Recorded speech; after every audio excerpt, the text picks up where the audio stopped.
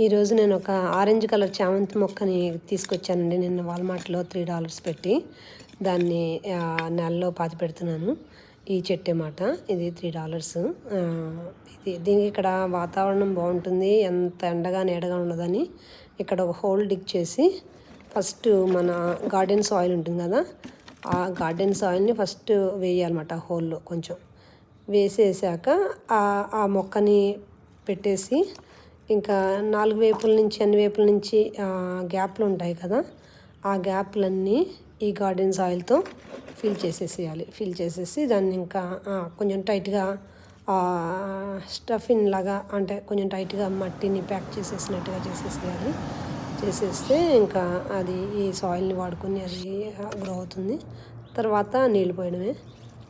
ఈ వరుసగా పెడదామని ఆరెంజ్, వైట్, ఎల్లో అలాగా ప్లాన్.